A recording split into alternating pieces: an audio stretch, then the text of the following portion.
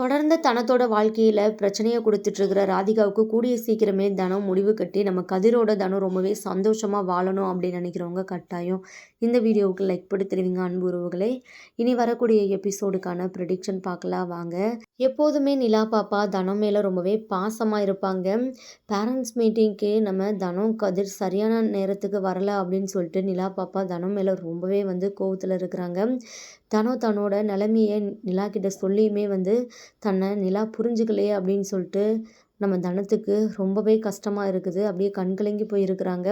ஒரு பக்கம் பணம் காணாமல் போயிடுச்சு அப்படின்னு சொல்லிட்டு வருத்தம் இருந்தாலுமே நிலா பாப்பா தன்னை புரிஞ்சுக்கலையே அப்படின்னு சொல்லிட்டு தான் நம்ம தனம் ரொம்பவே ஃபீல் பண்ணுறாங்க. நடந்ததை நினச்சி ரொம்பவே அப்படியே அழுதுட்டுருக்குறாங்க. அந்த டைமில் தான் நம்ம கதிர் வராங்க. கதிர் வரவுமே தனம் அப்படியே அழுகிறத ஸ்டாப் பண்ணிடுறாங்க. தனத்தோட முகத்தை பார்த்ததுமே நம்ம கதிர் புரிஞ்சுக்கிறாங்க. தனத்துக்கிட்ட கதிர் கேட்குறாங்க, தனமா என்னாச்சு, ஏன் ஒரு மாதிரி இருக்கிறீங்க அப்படின்னு சொல்லிட்டு, ஏன் உங்கள் முகம் அழுத மாதிரி இருக்குது அப்படின்னு சொல்லிட்டு கேட்குறாங்க. இல்லை இல்லை ஒன்றும் இல்லை, நான் நல்லா தான் இருக்கிறேன் அப்படின்னு சொல்லிட்டு நம்ம தனமா பார்த்திங்கன்னா சமாளிக்கிறாங்க. இருந்தாலுமே நம்ம கதிர் பார்த்திங்கன்னா தனக்கிட்ட என்னாச்சு தனமா, பணம் காணாமல் போயிடுச்சு அப்படின்னு சொல்லிட்டு அதை நினச்சி ஃபீல் பண்ணிகிட்டு இருக்கிறீங்களா, அதெல்லாம் நினச்சி நீங்கள் ஒன்றும் கவலைப்படாதீங்க, நான் பார்த்துக்கிறேன், உங்களுக்காக நான் இல்லையா, அந்த பணம் கிடைச்சா கிடைக்குது, இல்லைன்னா விட்டு தள்ளுங்க, பார்த்துக்கலாம் அப்படின்னு சொல்லிட்டு சொல்கிறாங்க. தனம் அப்போ பார்த்தீங்கன்னா மனசு விட்டு கதிர்கிட்ட அப்படியே ஹக் பண்ணி அழுகிறாங்க. எனக்கு பணத்தை நினச்சலாம் கவலை இல்லை, நிலா பாப்பா என்னை புரிஞ்சுக்கலையே அப்படின்னு சொல்லிட்டு தான் என்னால் தாங்க முடியலை. இது வரைக்குமே நிலா பாப்பா என்கிட்ட எப்போதுமே பேசாமல் இருந்ததில்ல, என்னை அவளோட அம்மாவாக தான் அவள் பார்க்குறா. ஆனால் இன்னைக்கு நான் என்னோட நிலைமையை சொல்லியுமே அவள் என்கிட்ட பேசக்கூட இல்லை, அப்படியே கோவமாக போயிட்டா அப்படின்னு சொல்லிட்டு சொல்கிறாங்க.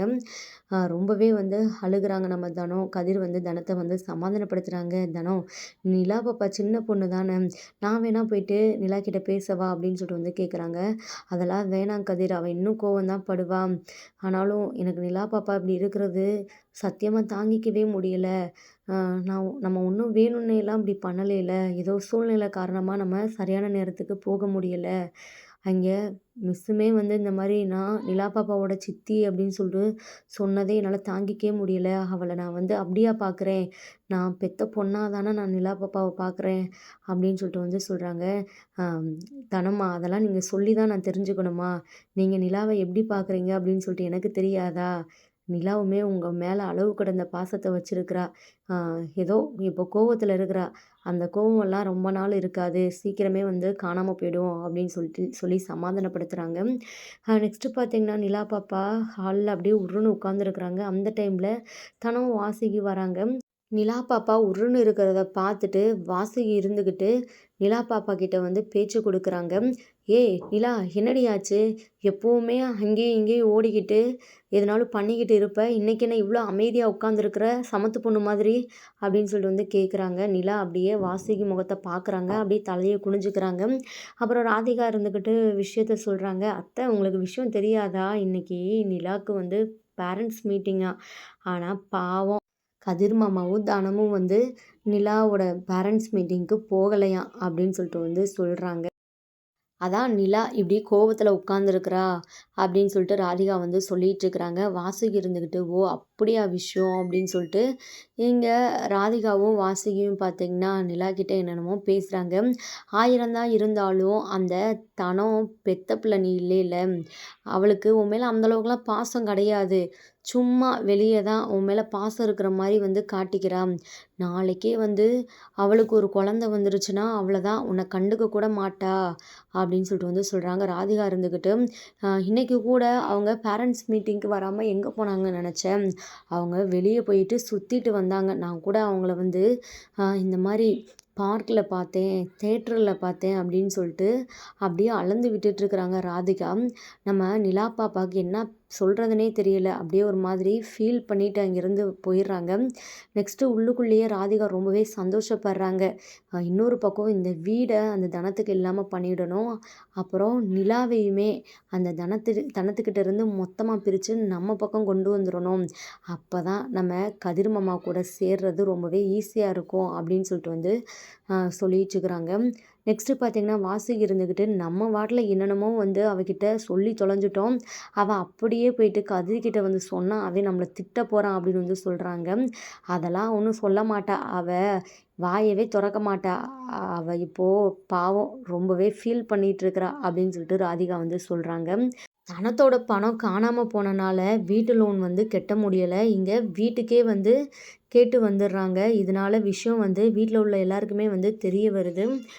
இங்க நம்ம வாசுகி இருந்துக்கிட்டு, "ஏய் தனோ, என்னடி? என்ன இன்னுமே வந்து பணத்த கட்டாம வச்சிருக்கிற? என்ன நெனச்சிட்டு இருக்கிற? வீட்டுக்கு இப்படி கடன்காரங்க தேடி வந்தா வீடு விளங்குமா?" அப்படின்னு சொல்லிட்டு வந்து சொல்றாங்க. நம்ம தனம் பார்த்தீங்கன்னா, என்ன சொல்றதுன்னே வந்து அப்படியே தெரியாம அமைதியா நிக்கிறாங்க. இங்க நம்ம ருக்மணி அம்மா இருந்துகிட்டு, "என்ன தனம் மறந்துட்டியாம்மா? எப்போதுமே சரியா கட்டிருவியே! இந்த மாரிலாம் பெண்டிங்கே வைக்க மாட்டியே!" அப்படின்னு சொல்லிட்டு வந்து கேட்குறாங்க. வாசுகி இருந்துக்கிட்டு, "ஏய் தனம் போ! போயிட்டு பணத்த எடுத்துட்டு வந்து குடு. நின்டுட்டு இருக்கிறாங்கள்ல போகட்டும்." அப்படின்னு சொல்லிட்டு வந்து சொல்றாங்க. தனம் அப்படியே சைலண்டாவே நிக்கிறாங்க. அந்த டைம்ல நம்ம கதிருமே வராங்க. விஷயம் தெரிய வந்து கதிர் பார்த்தீங்கன்னா, இந்த மாரி "இன்னும் ஒரு 2 நாள் கழிச்சு பணத்த வாங்கிக்கோங்க." அப்படின்னு சொல்லிட்டு அனுப்பிச்சு விடுறாங்க. இங்க வாசுகிக்கு ஒண்ணுமே புரியல. "ஏய் தனம், வர வர உனக்கு கொஞ்சம் கூட பொறுப்பே இல்லாம இருக்க. இல்லைன்னா இந்த வீட்ல நாங்க இருக்கனால இந்த வீட்டு கடன நாங்க கட்டட்டும் அப்படின்னு சொல்லிட்டு இருக்கிறியா? என் பையன் மேல மொத்தத்தையும் தூக்கி போட்டுறலாம் அப்படின்னு சொல்லிட்டு முடிவுல இருக்கிறியா?" அப்படின்னு ரொம்பவே வந்து தனத்த கஷ்டப்படுத்துற மாரியே வாசுகி பேசுறாங்க. தனம் அப்படியே பார்த்தீங்கன்னா, அழுதுட்டு நிக்கிறாங்க. நம்ம கதிருக்கு கோவம் வந்துருதம்மா, "என்ன நடந்துச்சுன்னு தெரியாம நீ பாட்டுல வாய்க்கு வந்த மாதிரி தனமாவ பேசிட்டு இருக்கிற. தனமா அக்கவுண்ட்ல இருந்த பணம் காணாம போயிடுச்சு." அப்படின்னு சொல்லிட்டு விஷயத்த சொல்றாங்க. அதை கேட்டதுமே மொத்த குடும்பமும் ரொம்பவே அதிர்ச்சி ஆகுறாங்க. நெக்ஸ்ட்டு பார்த்தீங்கன்னா, வாசுகி அதுக்குமே நம்ம தனத்த தான் வந்து குத்தம் சொல்றாங்க. "அதான் நீ கொஞ்சம் கூட பொறுப்பே இல்லாதவ தான். அது எப்படி உன் ஃபோன்ல இருந்த பணம் கைகள் மொளச்சா பறந்து போகும்?" அப்படின்னு சொல்லிட்டு வந்து கேட்குறாங்க. யாரோ ஒரு பெரியவர் வந்து ஃபோன கேட்டாங்களாம். ஃபோன் போடுறதுக்கு அவசரத்துக்கு பாவம் பார்த்து தனம் அந்த குடுத்தாங்க. அதுக்கப்புறம் தான் அப்படியே தனத்தோட அக்கவுண்ட்ல இருந்த பணம் காணாம போயிடுச்சு அப்படின்னு சொல்லிட்டு வந்து சொல்றாங்க. உடனே வாசுகி இருந்துக்கிட்டு, "இதெல்லாம் நம்புற மாதிரியா இருக்குது. ஏய் தனம், பணத்த என்ன பண்ண? ஒரு வேள உன் வீட்டுக்கு குடுத்துட்டியா?" அப்படி இப்படின்னு சொல்லிட்டு வந்து பேசுறாங்க. கதிர் இருந்துக்கிட்டு, "இங்க பாரும்மா, தேவையில்லாம நீங்க தனத்த பேசி கஷ்டப்படுத்திட்டு இருக்காதீங்க. அவங்களே ரொம்பவே மன கஷ்டத்துல இருக்கிறாங்க. அ நீங்க விஷயம் தெரியாம அவங்கள தேவையில்லாம பேசாதீங்க." அப்படின்னு வந்து சொல்றாங்க. "ஆமாமா, இவ பெரிய ராணி, மகாராணி. இவள எதுவுமே சொல்லிடக்கூடாதே. அப்படியே வந்துருவ அவளுக்கு சப்போர்ட் பண்ணிக்கிட்டு." அப்படின்னு சொல்லிட்டு வந்து சொல்றாங்க. ராதிகா இன்னுமே வாசுகிய ஏத்தி விட்டுட்டு இருக்கிறாங்க. கதிருக்கு கோவம் வந்து ராதிகாவ புடிச்சு திட்டுறாங்க. "இங்க பாரு, உன் வேலை என்னவோ அத மட்டும் பாரு. தேவையில்லாம எங்க வீட்டு விஷயத்துலலாம் நீ மூக்க நுழைச்சேன்னா அவ்வளோதான். உன்னை உண்டுலேன்னு சொல்லிட்டு பண்ணிருவேன்." அப்படின்னு சொல்லிட்டு வந்து ராதிகா அப்படியே வாய மூடிக்கிறாங்க. நம்ம ருக்மணி அம்மா தனத்துக்கு ரொம்பவே வந்து ஆதரவா வந்து பேசுறாங்க. "தனம், நீ ஒண்ணும் கவலைப்படாதம்மா. பணம் வேணும்னா சொல்லு. இந்தா நம்ம ஷாலினி நகை இருக்குது. அத வேணா அடகு வச்சு அ இப்போதைக்கு கட்டிக்கலாம். ஒண்ணும் பிரச்சனை இல்ல." அப்படின்னு சொல்லிட்டு வந்து சொல்றாங்க. "அதெல்லாம் வேணாம்மா." அப்படின்னு சொல்லிட்டு தனம் இருந்துகிட்டு சொல்றாங்க. அந்த டைம்ல நம்ம தனத்துக்கு ஒரு ஃபோன் கால் வருது. உடனே வீட்ல எல்லார்கிட்டயும் சொல்லிட்டு, இந்த மாரி ஒரு முக்கியமான சவாரி அப்படின்னு சொல்லிட்டு வந்து கிளம்பி போறாங்க. அப்போ அந்த சவாரிய முடிச்சு ரிட்டர்ன் வரும்போது பார்த்தீங்கன்னா, அந்த பெரியவரு நம்ம தனம் கண்ல பட்றாங்க. தனம் அவர பார்த்ததுமே ரொம்பவே ஷாக் ஆகுறாங்க. இவர் தான் அன்னைக்கு நம்மகிட்ட ஃபோன வாங்கி பேசினாரு. இவர புடிச்சா கண்டிப்பா நடந்தது என்ன அப்படின்னு சொல்லிட்டு தெரியும். அப்படின்னு நம்ம தனம் பார்த்தீங்கன்னா, இந்த விஷயத்த உடனே நம்ம கதிர்கிட்ட சொல்லுவோம் அப்படின்னு சொல்லிட்டு கதிர்கிட்டயுமே வந்து ஃபோன் போட்டு சொல்லிர்றாங்க. லொக்கேஷன் அனுப்பிச்சு விடுங்க தனமா, இப்போவே நான் வந்து அந்த இடத்துக்கு வரேன் அப்படின்னு சொல்லிட்டு நம்ம கதிருமே வந்து கிளம்பி வராங்க. நெக்ஸ்ட்டு தனம் அந்த பெரியவர்கிட்ட வந்து பேசலாம் அப்படின்னு சொல்லிட்டு அவர் பின்னாடியே போயிட்டு பேசுறதுக்காக போறாங்க. அந்த டைம்ல அந்த பெரியவர் அப்படியே மயங்கி விழுந்துடுறாங்க. தனத்துக்கு என்ன பண்றதுன்னே தெரியல. ஆட்டோல போயிட்டு வாட்டர் பாட்டில் எடுத்துட்டு வந்து அந்த பெரியவருக்கு வந்து இந்தாங்க அப்படின்னு சொல்லிட்டு தண்ணியெல்லாம் குடுத்து முகத்துலலாம் வந்து தெளிச்சு விடுறாங்க. அப்புறம் தான் அந்த பெரியவர் வந்து பார்த்தீங்கன்னா சுயநினைவுக்கு வராங்க. பெரியவர் தனத்த பார்த்ததுமே பார்த்தீங்கன்னா, தனத்துக்கிட்ட வந்து மன்னிப்பு கேட்குறாங்க. "உன்னதாம்மா தேடிட்டு இருக்கிறேன். உன் பணத்த நான் திருடுனதுக்கு அந்த கடவுளே வந்து எனக்கு தண்டனைய குடுத்துட்டாரு. என்னை மன்னிச்சிடுமா, உன் காலில் கூட விழுகிறேன் அப்படின்னு சொல்லிட்டு அந்த பெரியவர் நடந்த எல்லாத்தையுமே வந்து தனத்துக்கிட்ட வந்து சொல்கிறாங்க. கதிரும் அந்த டைமுக்கு கரெக்டாக வந்துடுறாங்க.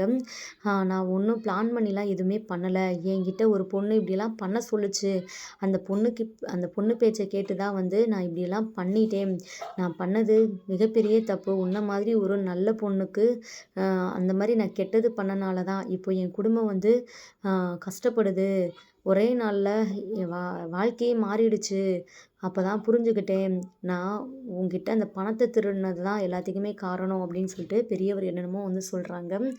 அப்புறம் தனத்துக்கு ஒன்றுமே புரியலை. என்ன பெரியவரே என்ன சொல்கிறீங்க, அப்படி என்ன நடந்துச்சு அப்படின்னு கேட்கும்போது வீட்டில் வந்து சில விஷயங்கள் நடந்தது அந்த பெரியவர் சொல்லி ரொம்பவே ஃபீல் பண்ணுறாங்க.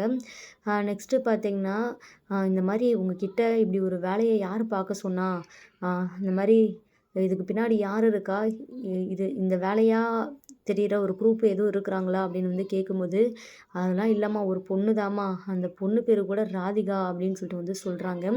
ராதிகாவா அப்படின்னு சொல்லிட்டு அப்படியே பேரை கேட்டதுமே நம்ம கதிர் தனம் 2 பேருமே ரொம்பவே ஷாக் ஆகுறாங்க.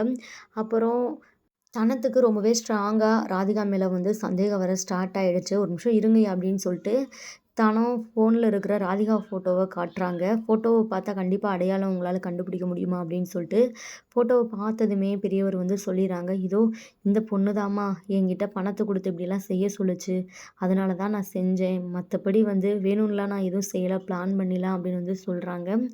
அப்புறம் பெரியவரையுமே வந்து வீட்டுக்கு கூட்டிகிட்டு வந்து எல்லார் முன்னாடியுமே உண்மையை சொல்ல வைக்கிறாங்க. இங்கே ராதிகாவுக்கு அப்படியே தலையில் இடி விழுந்தாப்புல இருக்குது.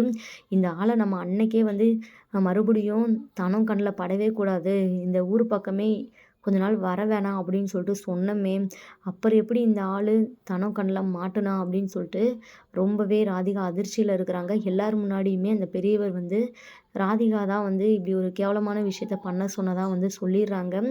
நம்ம கதிர் தனம் ரொம்பவே ராதிகா மேலே வந்து கோவத்தில் இருக்கிறாங்க. அந்த டைமில் வாசிக்கு வந்து பார்த்திங்கன்னா விஷயம் தெரிஞ்சு ராதிகாவை கன்னத்துலேயே பலார் பலார்னு 2 அறைய விடுறாங்க. நீலாம் என்ன பொண்ணுடி, எதுக்காகடி இப்படிலாம் ஒரு வேலையை பார்த்து வச்ச, தனம் உன்னை இந்த வீட்டில் இருக்க வச்சதே பெரிய விஷயம், அதுக்கு நீ காட்டுற நன்றி கடனா இதெல்லாம், பாவம் அவளை இந்த மாதிரிலாம் நீ எதுக்காக கஷ்டப்படுத்திட்டு இருக்கிற அப்படின்னு சொல்லிட்டு தனத்துக்கு சப்போர்ட் பண்ணி பேசுகிற மாதிரி வாசிக்கு பார்த்தீங்கன்னா இது ராதிகாவை செம்மையாக வெளுத்து வாங்குறாங்க. ராதிகா அப்படியே கன்னத்தில் கையை வச்சுக்கிட்டு மனசுக்குள்ளே அப்படியே வாசுகியை பயங்கரமாக திட்டிக்கிட்டு அழுதுகிட்டே நிற்கிறாங்க. அப்படியே ரூம்குள்ளே அழுதுகிட்டே ராதிகா போயிடுறாங்க. நெக்ஸ்ட்டு பார்த்தீங்கன்னா ரூம் உள்ளே போன ராதிகா கிட்ட வாசிக்கு போயிட்டு பேசுகிறாங்க. அப்படியே ரொம்பவும் கோவமாக பேசுகிற மாதிரி, ஒழுங்கு மரியாதையாக அந்த பணத்தை வந்து தனத்துக்கிட்ட வந்து கொடுத்துரு, இல்லைன்னா உன்னை வந்து தொலைச்சி போடுவேன் அப்படின்னு சொல்லிட்டு வந்து சொல்கிறாங்க. அப்புறம் கொஞ்சம் சைலண்டாக, ராதிகா அத்தை மேலே கோவமாக இருக்கிறியா, நான் மட்டும் இப்படி ரியாக்ட் பண்ணலைன்னா கண்டிப்பாக உன்னை எல்லாரும் சேர்ந்து இந்த வீட்டை விட்டு துரத்தி விட்ருப்பாங்கடி, அதுக்காக தான் அத்தை பிளான் பண்ணி இப்படி பண்ணேன் சரியா, மற்றபடி உன்னை அடிக்கணும் அப்படின்னு சொல்லிட்டுலாம் அத்தைக்கு எண்ணம் இல்லை அப்படின்னு சொல்லிட்டு வந்து சொல்கிறாங்க. அப்புறம் ராதிகா வந்து இருந்தாலுமே நீ அடித்தது எனக்கு வலிச்சிருச்சு அத்தை, ஏதோ என் மேலே ரொம்ப நாள் கோவத்தில் வந்துருப்ப போலையே, ஒரு அடியும் அந்தளவுக்கு என் கண்ணை பழுத்துருச்சு அப்படின்னு சொல்லிட்டு வந்து சொல்கிறாங்க. சாரிடி அத்தையை மன்னிச்சுக்கோடி அப்படின்னு சொல்லிட்டு ஒரு பக்கம் சொன்னாலும், இன்னொரு பக்கம் பார்த்தீங்கன்னா அப்படியே திட்டுற மாதிரி ரொம்பவே சத்தமாக வந்து திட்டுறாங்க. நெக்ஸ்ட்டு பார்த்தீங்கன்னா நம்ம ருக்மணி அம்மா நல்லாவே புரிஞ்சுக்கிறாங்க வாசுகியை. ராதிகாவை கதிர் தனம் வந்து வீட்டை விட்டு விரட்டி விட்டாலும் விரட்டி விட்ருவாங்க அப்படின்னு சொல்லிட்டு தான் இந்த மாதிரிலாம் இந்த வாசுகி பண்ணிகிட்டு இருக்குது அப்படின்னு சொல்லிட்டு நம்ம மரகதமும் ருக்மணி அம்மாவும் பேசிக்கிறாங்க. தனம் இருந்துக்கிட்டு அந்த பெரியவர்கிட்ட இனிமேல் இந்த மாதிரி யாராச்சும் பண்ண சொன்னால் கண்டிப்பாக பண்ணாதீங்க, அந்த அமௌண்ட் அவங்களுக்கு எவ்வளோ முக்கியமாக இருக்கும், எவ்வளோ ஒரு அடிப்படை தேவையாக இருக்கும் அப்படின்னு சொல்லிட்டு சொல்கிறாங்க. அந்த பெரியவர் இருந்துக்கிட்டு இனிமேல் செத்தாலும் இப்படி ஒரு விஷயத்த நான் பணத்துக்காக பண்ணவே மாட்டேன் அப்படின்னு சொல்லிட்டு அவர் கிளம்பிடுறாரு. இங்கே தனம் பார்த்திங்கன்னா நம்ம நிலா பாப்பாவை பார்க்குறாங்க. நிலா பாப்பா தனம் மேலே இன்னுமே கோவத்தில் தான் இருக்கிறாங்க. தனத்தை சமாதானப்படுத்தி நம்ம கதிர் வந்து ரூம்க்கு அழைச்சிட்டு போகிறாங்க. அடுத்தடுத்து இன்னமும் ரொம்பவே இன்ட்ரெஸ்டிங்கான விஷயங்கள்லாம் நடக்க போது நம்ம வெயிட் பண்ணி ஃபுல் எபிசோட பார்த்து தெரிஞ்சுக்கலாம். தேங்க்யூ ஃபார் வாட்சிங்.